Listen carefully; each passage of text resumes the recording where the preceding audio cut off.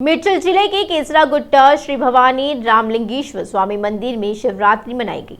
हर हर महादेव, शंभो शंकर, ओम नमः शिवाय के जयकारे लगाते श्रद्धालुओं से मंदिर गुंजयमान रहा है। भक्त मनोवांछित मनोकामनाओं की पूर्ति, परिवार में सुख समृद्धि, स्वास्थ्य और दीर्घायु की प्रार्थना करते हैं। श्री भवानी रामलिंगेश्वर स्वामी ने उनसे विनती की और स्वामी की सेवा में विशेष पूजा की है। इस मामले में और जानकारी देंगे हमारे संवाददाता वेंकटेश। आज सुबह से ही स्वामी के दर्शन के लिए श्रद्धालु बड़ी संख्या में पहुंचे हैं और हाल ही में बड़ी संख्या में जागरूक श्रद्धालु मंदिर पहुंचे हैं।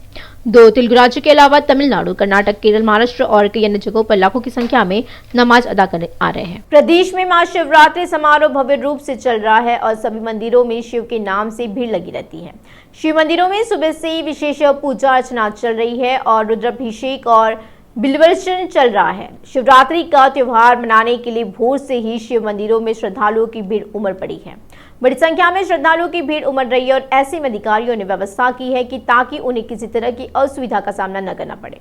राज्य के सभी प्रसिद्ध शिव मंदिरों में महाशिवरात्रि मनाने के लिए भक्तों की भीड़ लगी रहती है। शिव के नाम से गूंज रहा है। मंदिरों में सुबह से ही श्रद्धालुओं का तांता लगा हुआ है। पूजा के विशेष कार्यक्रम आयोजित किए जा रहे हैं। रंगारेड्डी जिले के वनस्थलीपुरम गणेश मंदिर में महाशिवरात्रि समारोह भव्य रूप से चल रहा है, जहां सुबह 10 बजे तक रुद्राभिषेक होगा। वहीं बड़ी संख्या में श्रद्धालुओं का तांता लगा हुआ है। वेमुलावाड़ा राजन्ना मंदिर में शुक्रवार से भक्तों का तांता लगा रहा। वे दर्शन के लिए रात 11 बजे से कतार में लगे हुए हैं। हालांकि मंदिर के अधिकारियों ने भगवान के दर्शन को नियंत्रित करने के लिए काफी सुविधाएं कर रहे हैं। अधिकारियों के रवैये को लेकर श्रद्धालुओं ने मंदिर के कार्यकारी के खिलाफ जमकर नारेबाजी की। प्रातःकाल से ही दर्शन की अनुमति देनी पड़ी। दक्षिण काशी के नाम से प्रसिद्ध संगारेड्डी जिले के जरासंगम केतकी संगमेश्वर मंदिर में भी शिवरात्रि समारोह की शुरुआत धमाके के साथ हुई। तेलुगु राज्यों के साथ साथ कर्नाटक और महाराष्ट्र के भक्त पार्वती के साथ भगवान संगमेश्वर के दर्शन करने के लिए आते हैं। भगवान शिव की एक झलक पाने के लिए श्रद्धालुओं की भीड़ उमड़ पड़ी।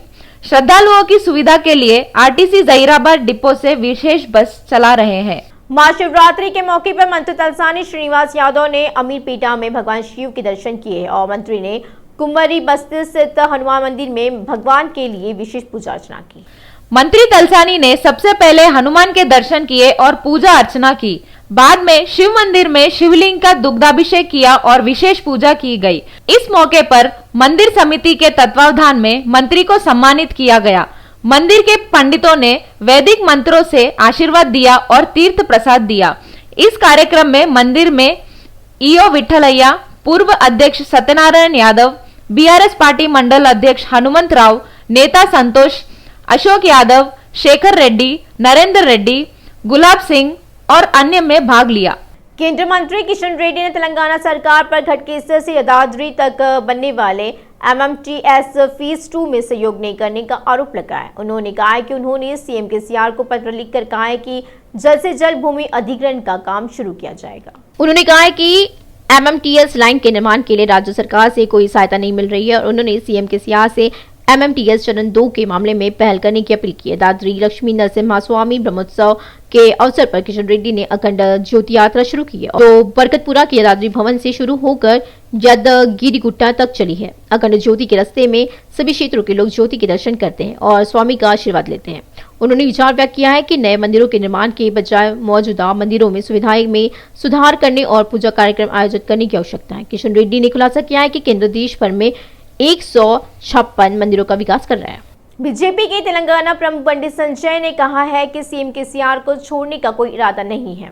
उन्होंने कहा कि भगवान शिव और मोदी निश्चित रूप से केसीआर को नहीं छोड़ेंगे, जिन्होंने वेमुलावाड़ा में भक्तों का न्यूनतम सुविधाएं भी प्रदान नहीं की है। राजाधीश्वर स्वामी से मुलाकात की और राजन्ना के दर्शन के लिए श्रद्धालु बड़ी संख्या में आ रहे हैं, लेकिन सरकार ने न्यूनतम सुविधाएं नहीं दी है और यदाद्री को विकसित करने वाले केसीआर वेमुलावाड़ा को भूल गए, लेकिन वेमुलावाड़ा आने वाले भक्त भगवान शिव और केसीआर को नहीं भूलेंगे। महाशिवरात्रि के अवसर पर केसरागुट्टा श्री भवानी रामलिंगेश्वर स्वामी में भक्तों की भारी भीड़ उमड़ती है। मंत्री मल्हार रेड्डी ने अपने परिवार के सदस्यों के साथ सुबह सुबह विशेष पूजा की है। सुबह बड़ी संख्या में श्रद्धालु केसरागुट्टा पहुंच रहे हैं। मंदिर के आसपास के क्षेत्र में शिवलिंगों की विशेष पूजा की जा रही है। मंत्री मल्हार रेड्डी ने परिवार के सदस्यों के साथ भगवान का अभिषेक किया और एक विशेष पूजा में भाग लिया।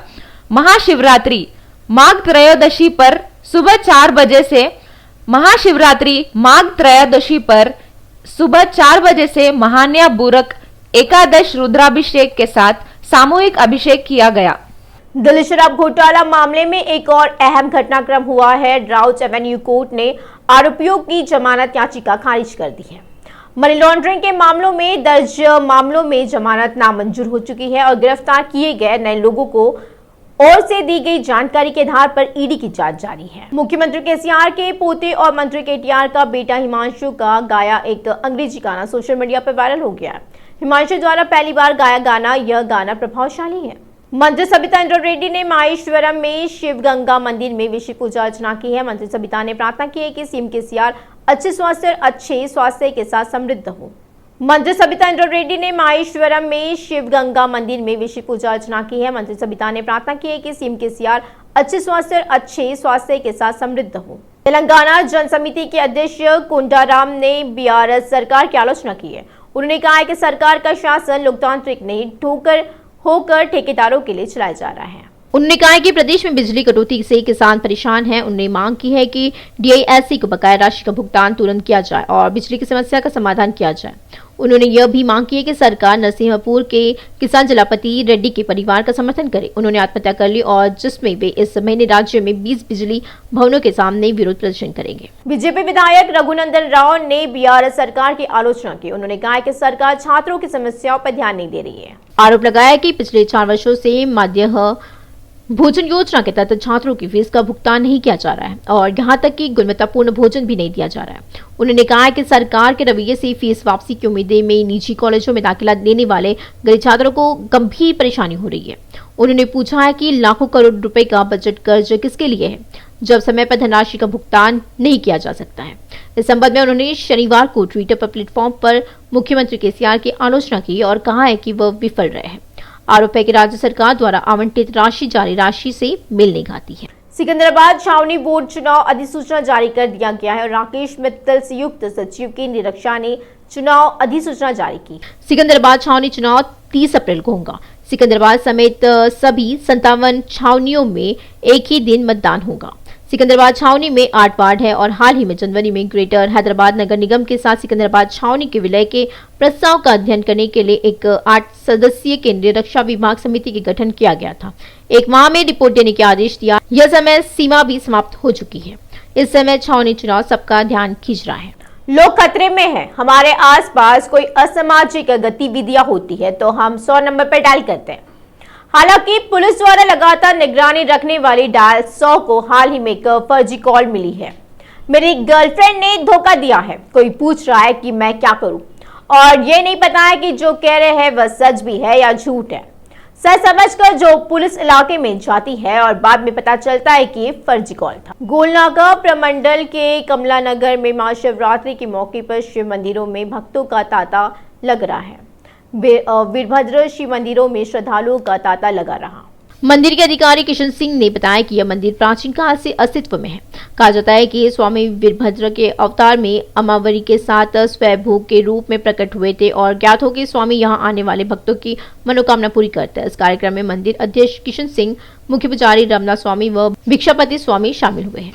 न्यू कमला नगर वीरभद्र शिवालय में ये हमारे दादा परदादा के जब से छोटा विग्रह था, मूर्तियाँ थे वो, तो उसको कह कि हम लोग 2000 में उसको ऊपर ला के थोड़ा मंदिर का जैसा अच्छा सेट करे, पूरा सेट करके 2000 में सेट करे पूरा। ये कुछ कम बोले तो भी, पुराने बोले तो भी एक 40 साल 50 साल तो पक्का है ये 100%। 2 पीढ़ी से देख लेते हुए आ रहे इसको।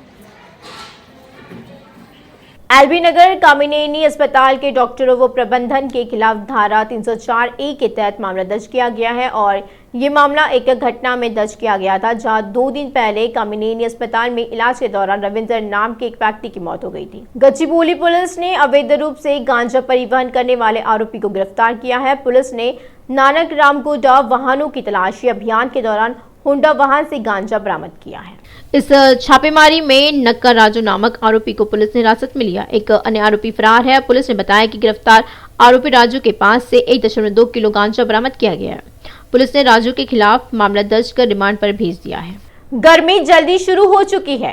कल तक ठंड से कांप रहे शहरवासी अब गर्मी में झुलस रहे हैं और ऐसी स्थिति है जहां कर्मचारी के पास घर से बाहर जाने के लिए पानी की बोतल होनी चाहिए। मेदक जिले में हिरासती मौत की घटना को लेकर डीजीपी अंजनी कुमार गंभीर हो गए। इस मामले को लेकर आईजी चंद्रशेखर रेड्डी को पूरी जांच करने का आदेश दिया गया है। घटना को अंजाम देने वाले मेदक सीआई और एसआई के खिलाफ जिला एसपी को कार्रवाई का आदेश दिया गया। पुलिस ने 29 जनवरी को मेदक कस्बे के कादिर खान को चेन स्नैचिंग के आरोप में गिरफ्तार किया था। पुलिस ने उसे 2 फरवरी तक पुलिस थाने में रखा और असली आरोपी कादिर खान नहीं होने का पता चलने पर उसे उसके परिवार के सदस्यों को सौंप दिया।